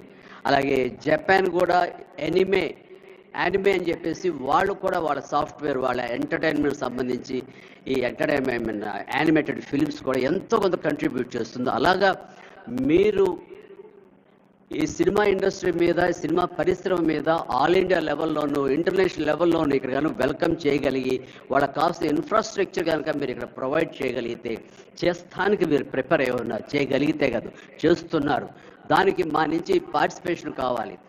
ఉదాహరణకి బట్టి గారు నిన్న అన్నారు, సో మన ముఖ్యమంత్రి గారు మీ అందరికీ కూడాను ఇక్కడ ఏమి కావాలి, ఎలాంటి ఇన్ఫ్రాస్ట్రక్చర్ కావాలి, ఏ రకమైన వసతులు ఏర్పాటు చేయాలి అని చెప్పండి అన్నప్పుడు నాకు వెంటనే స్పాంటైనియస్గా తోచింది, నేను వారితో పార్టిసిపేట్ చేస్తాను. ఇక్కడ స్కిల్ డెవలప్మెంట్ కోసంగా మనం కొన్ని ఇన్స్టిట్యూషన్స్ పెట్టాలి. అది డ్రైవర్ల దగ్గర నుంచి, మేకప్ మెన్ల దగ్గర నుంచి, కాస్ట్యూమర్స్ దగ్గర నుంచి, ఒక ఎడిటింగ్ దగ్గర నుంచి, సౌండ్ సిస్టమ్ దగ్గర నుంచి, కెమెరామెన్లు, డిఓపీలు అండ్ యాక్టింగ్ సంబంధించిన స్కిల్స్ కానివ్వండి, అలాగే డైరెక్షన్ కానివ్వండి, వాట్ నాట్ ఎన్నో ఈ ఇండస్ట్రీలో ఎన్నో శాఖలు ఉన్నాయి. ఆ శాఖల్లో ఎంతోమంది ఎంతూజియాస్టిక్ కుర్రవాళ్ళు ఉన్నారు. వాళ్ళు చదువు ఒక మాదిరి చదివైనా సరే ఆ చదువు ఏం తెచ్చి పెడుతుంది అనుకుంటే కనుక ఈ రోజున గొప్ప గొప్ప డైరెక్టర్స్ ఉన్నారు. ఈ రోజున ఇంటర్నేషనల్ లెవెల్కి మన సినిమాని తీసుకొస్తున్న డైరెక్టర్ వాళ్ళందరూ డిగ్రీ కూడా చదవలేదు. సో చదువు ఇది ఇంపార్టెంట్ కాదు, మీకున్న ఇంట్రెస్ట్ ఇంపార్టెంట్. ఇచ్చేటువంటి గవర్నమెంట్ ఆఫ్ తెలంగాణ ఈ రోజున మనకి ఇస్తున్న ఈ అవకాశాలను సద్వినియోగపరుచుకుని మీరందరూ కనుక రాగలిగి ముందుకు వచ్చి ఈ యొక్క ఇన్ఫ్రాస్ట్రక్చర్ సంబంధించి వీళ్ళు ఇచ్చిన ఫెసిలిటీస్ని వినియోగించుకుంటూ స్కిల్ డెవలప్మెంట్ ముందు చేసుకోగలిగితే కనుక మీరు ఎక్కడికి వెళ్ళినా సరే, వాళ్ళు ఎంతోమంది వెబ్ సిరీస్ తీస్తున్నారు, అలాగే టీవీ సీరియల్స్ తీస్తున్నారు, సినిమాలు తీస్తున్నారు, పెద్ద సినిమాలు తీస్తున్నారు, చిన్నవి తీస్తున్నారు. అలాగే ఈ రోజున కేవలం స్క్రీన్ మీదే కాకుండా మొబైల్కి సంబంధించినటువంటి సినిమాలు కూడా చాలామంది తీయటానికి సమాయత్తం అవుతున్నారు. ఇది ఫ్లిప్ అని ఇంటర్నేషనల్గా వస్తుంది. ఇప్పుడే మహేంద్ర గారు నాతో మాట్లాడుతూ ఈ వర్టికల్ సంబంధించిన ఫిలిమ్స్ 3 minutes నిడివి, అయితే 10 minutes మ్యాక్సిమం 10 minutes నిడివి ఉన్నటువంటి సినిమాలు మనకి చేయగలిగితే అది ప్రతి వాళ్ళ చేతుల్లో ఉండి అది వాళ్ళందరూ ఎంటర్టైన్ చేయగలుగుతుంది. దానివల్ల ఎంతో ఎకానమీ మనం డెవలప్ చేయొచ్చు, ఎంతోమందికి ఉద్యోగ అవకాశాలు ఇవ్వచ్చు. నేను దాన్ని ఇనిషియేట్ చేస్తానంటూ మహేంద్ర గారు చెప్తూ వచ్చారు. సో ఇవన్నీ కూడా ఇది సాదాసీదాటువంటి కాదు. సినిమా అంటే ఏదో ఆడుతుంది, 2 రోజులు డబ్బులు తెచ్చి పెడుతుంది, వాళ్ళు ఏదో మిగుల్చుకుంటారు కోట్లు అంటే తేలిగ్గా చూడదు. దీని వెనకాల చూస్తే కనుక లక్షలాది మంది యూత్ ఈ అవకాశం సద్వినియోగపరుచుకుని అభివృద్ధిలోకి రావచ్చు, పేరు ప్రఖ్యాతులు సంపాదించవచ్చు. తద్వారా ఇన్ రిటర్న్ మీరు కూడా ఈ కంట్రీకి, మన తెలంగాణకి మీరు ఎంతో కొంత ఎకనామికల్గా మన గ్రోత్ అవడానికి ఆర్థికంగా కూడా మీ సపోర్టు లభిస్తుంది. ఇది మ్యూచువల్లీ రిసిప్రోకల్. కాబట్టి ఈ రోజున ఇక్కడ స్టూడియోకి స్థలాలు ఇస్తామంటున్నారు. స్కిల్ డెవలప్మెంట్కి కావాల్సిన క్లాసెస్, కావాల్సిన ఫ్యాకల్టీస్ కనుక అధ్యాపకులు మనం తెచ్చుకుంటే వాళ్ళ ద్వారా ఎంతోమంది ట్రైనింగ్ ఇచ్చిన వాళ్ళం అవుతాము. ఇది సద్వినియోగపరచుకోండి. దీని మీద మన ఇండస్ట్రీలో పెద్దలు కూడా సీరియస్గా ఆలోచించండి. దీని మీద నేనైతే సీరియస్గా తీసుకున్నాను, వారితో అదే అన్నాను. మీరు ఒక సెమినార్ లాంటిదో లేకపోతే చిన్న క్లోజ్డ్గా మీరందరూ నాకు ఇన్వైట్ చేయగలిగితే కనుక ఇలాంటివి ఏమైనా సదస్సులు మాకు చిన్న ఎత్తులో సినిమాకు సంబంధించి మీరు చేయగలిగితే కనుక మేమందరూ దీన్ని మరింత ముందుకు తీసుకువెళ్ళి మీ కళ ఏదైతే ఉందో, మీ బ్రెయిన్ చైల్డ్ ఏదైతే ఉందో దాన్ని ముందుకు తీసుకెళ్ళి ప్రపంచం మొత్తం ఎంటర్టైన్మెంట్ రంగానికి సంబంధించి ఈ తెలంగాణ వైపు, ఈ హైదరాబాద్ వైపు మనం చూసేలాగా చేయగలుగుతాం, చేస్తామన్న ధైర్యం నాకు ఉంది. భరోసా ఇస్తున్నాను. నా వంతు కృషి నేను చేస్తాను. నా ఈ అవకాశం ఇచ్చినందుకు ధన్యవాదాలు మా ముఖ్యమంత్రి గారికి, అలాగే ప్రతి ఒక్కరికి నా హృదయపూర్వక ధన్యవాదాలు మరొకసారి తెలియజేస్తున్నాను, ముగిస్తున్నాను. జై తెలంగాణ, జై హింద్. ధన్యవాదాలు సార్. మీరు మా చెవులకు పట్టిన తుప్పును వదిలించారు తెలుగులో మాట్లాడి. ఇప్పుడు శ్రీ సుమన్ బెర్రీ గారు, Shri vice chairman NITI Aayog. I request sir to kindly address the gathering. Niti Aayog has helped us in drafting this document. Their team has guided us, sir. So now I request you to kindly address us, sir.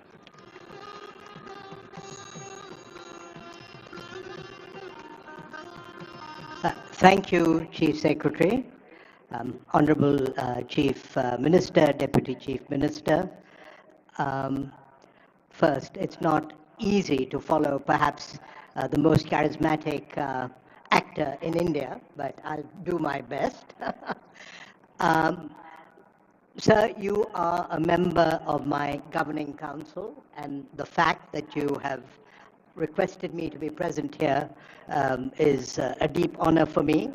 It is also a reality that I had the privilege of calling on you and the Deputy Chief Minister soon after you took over, and I can see that you've been busy in the intervening time. So with your permission, I'll first look back in order to look forward. Look back to the year of 2006, which is just about a quarter of a century ago, which was a visit to Hyderabad when the Asian Development Bank had its annual meeting in the new conference center. And there was a somewhat optimistic sign then that pointed to something called high-tech city, and there was nothing there. And there is something there, and my God, is there something there. So, you know, for people of the city, for people of the state, to believe in dreams, I think is entirely legitimate. But it is also, 2006, there was another annual meeting that took place, the annual meeting of the World Bank and IMF in Singapore, where indeed Raghuram Rajan, who've addressed us this evening, had just recently joined as the chief economist of the IMF.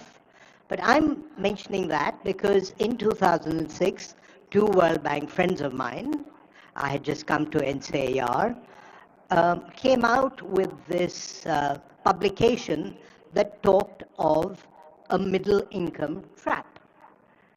Now, there's a lot of controversy about whether there is such a thing as a middle-income trap or not, but one of those authors is now the chief economist of the World Bank, and he's come out with a World Development Report on the middle-income trap. And why is that relevant to Telangana today? Just looking at Telangana's per capita income related to India's per capita income in dollar terms, and looking at the benchmarks that the World Bank puts out for lower middle income, upper middle income, and high income countries, Telangana is now an upper middle income country already. And so where India wishes to be in the next 5 or 7 years, upper middle income country status, you are already there. And the point there, Honorable Chief Minister and Deputy Chief Minister, is that the issues that my friends raised with respect to the middle income trap start to apply. The old model of development may not work when you are in this zone, and things like creativity, innovation, entrepreneurship, all of these become more as important or more important than investment. And so I think the fact that you have set yourself these high standards to be global is entirely appropriate, but the journey ahead is likely to be quite different from the journey that has brought Telangana to where it is at the moment. I also had 4 years of being the chief economist of Royal Dutch Shell, located in Europe, and that made me appreciate India's federal reality, which is that each state is very distinctive. And as I think about what's distinctive about Telangana, I think it's human resources, but in a somewhat unusual respect. I tend to think of the Telugus, and of course you share that with Andhra, as the Irish of India, people who are risk-loving, people who are entrepreneurial. And so I think that that is amongst, above all else, the resource that you have to work with and to liberate. I would also say, and I'm picking up on the point that Arvind Subramanian made, is that a focus on productivity it has to be paramount, because you can only be competitive if you're productive.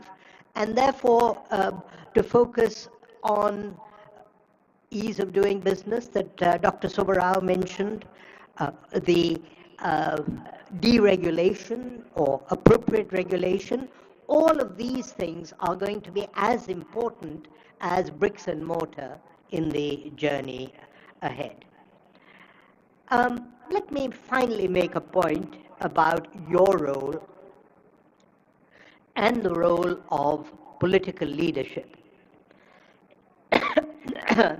There is an academic by the name of Phelps at Columbia who talks about mass flourishing. And Honorable Prime Minister also very much believes that what will make India Viksit is self-confidence of the people and a belief that they can shape their own future. And so, Chief Minister, it is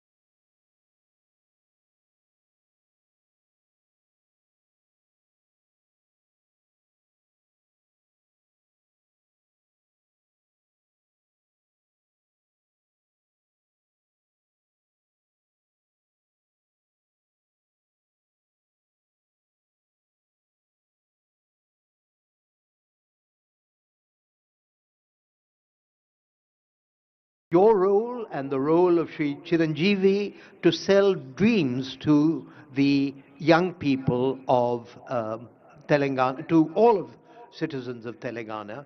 So Niti has helped you articulate a vision, but for this vision to become a part of the software of the minds of citizens of Telangana, That's a job for you and the Deputy Chief Minister, and I wish you luck, and Niti is there to work with you as you wish. Thank you. Thank you sir. ఇప్పుడు అందరూ వేచి చూస్తున్నటువంటి సమయం ఆసన్నమైంది. గౌరవనీయులు రాష్ట్ర ముఖ్యమంత్రి వర్యులు శ్రీ రేవంత్ రెడ్డి గారిని సభనుద్దేశించి ప్రసంగించవలసిందిగా కోరుతున్నాను.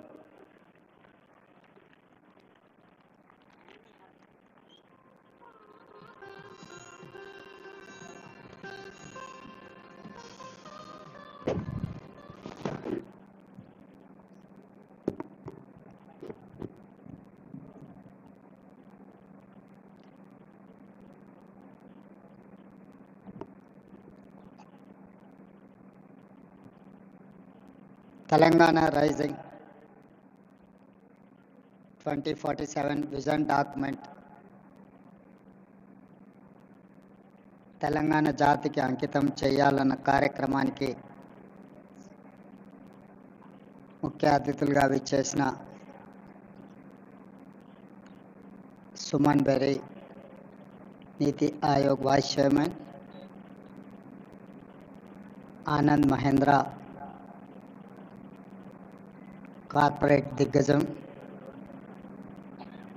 కార్తిక్ మురళీధరన్, దువ్వూరి సుబ్బారావు గారు, అరవింద్ సుబ్రహ్మణ్యం గారు, మిత్రులు పద్మభూషణ్ చిరంజీవి గారు,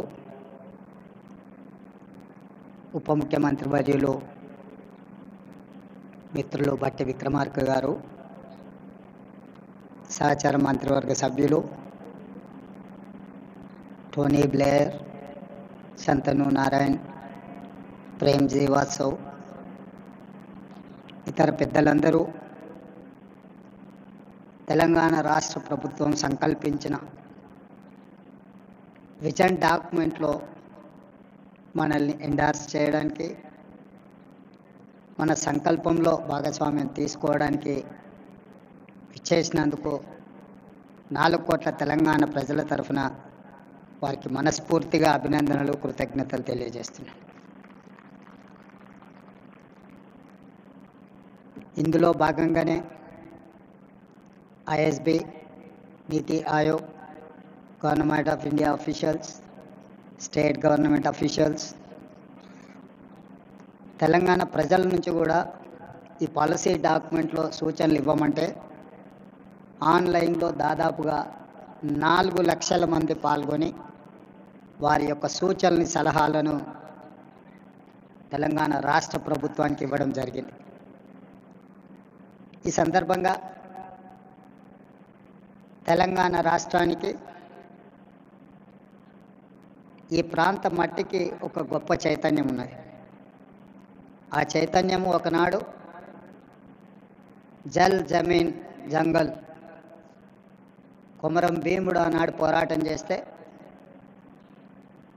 ఆ తర్వాత సాయుధ రైతాంగ పోరాటంలో భూమి కోసం, భుక్తి కోసం, విముక్తి కోసం,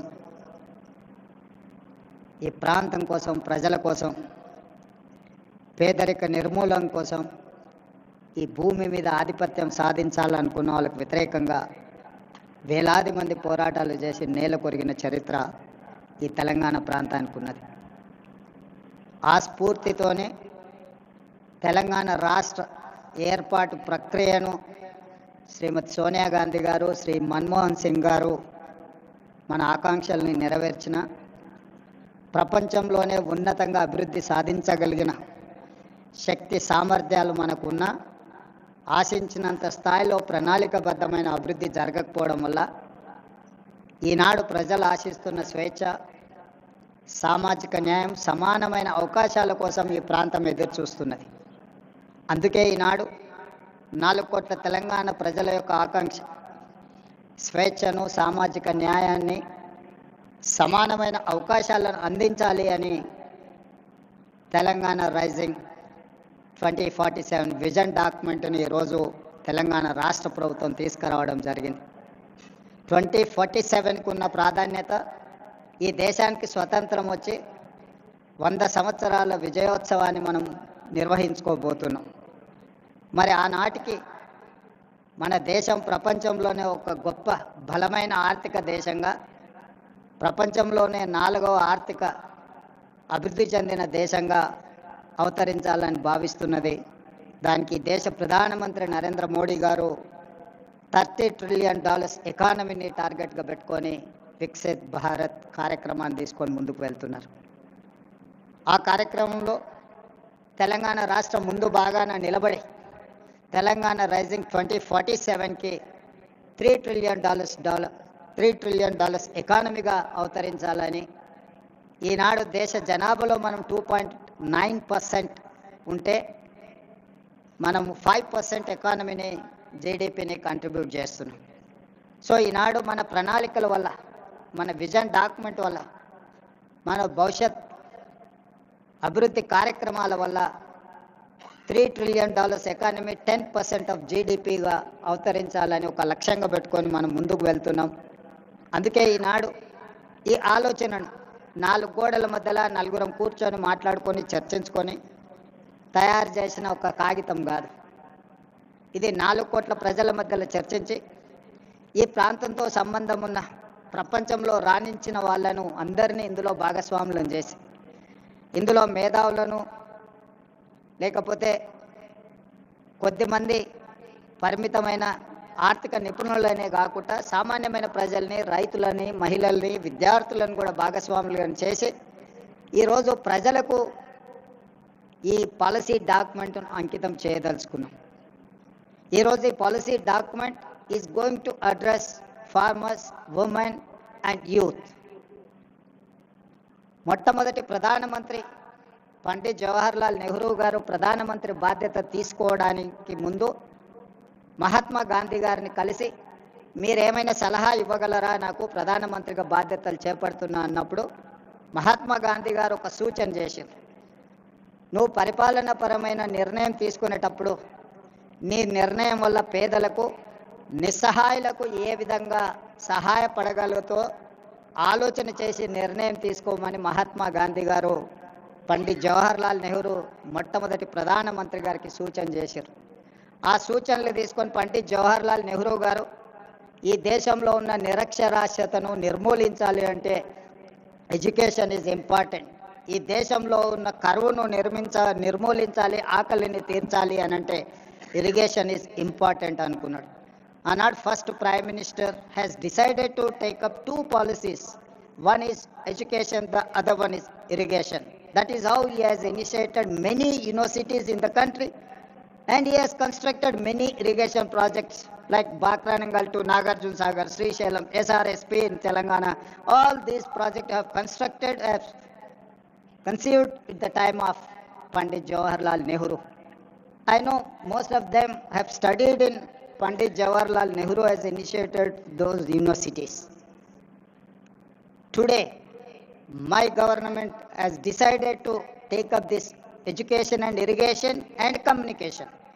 Communication in technology, communication in digital, communication in roads, communication in ports, communication in airports. We wanted to meet, we wanted to develop our infrastructure to connect as well world. We wanted to invite them to invest in my country.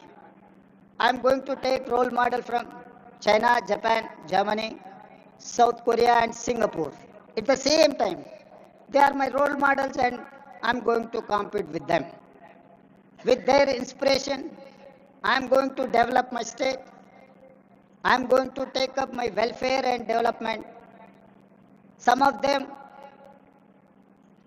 poverty is an excursion, some of the leaders, but have born and brought up a small village, remote village, where I have seen from my childhood poverty, and undeveloped untouchability and everything I've seen. Practically I've experienced and everything. I know what is the problem.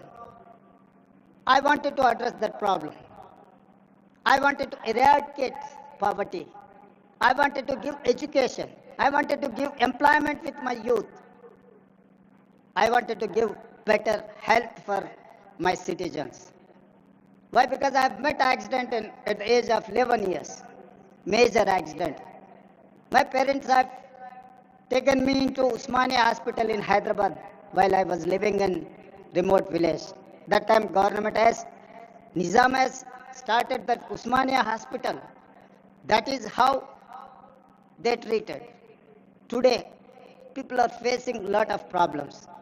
Well, we have got freedom. That time lifespan was 32 years.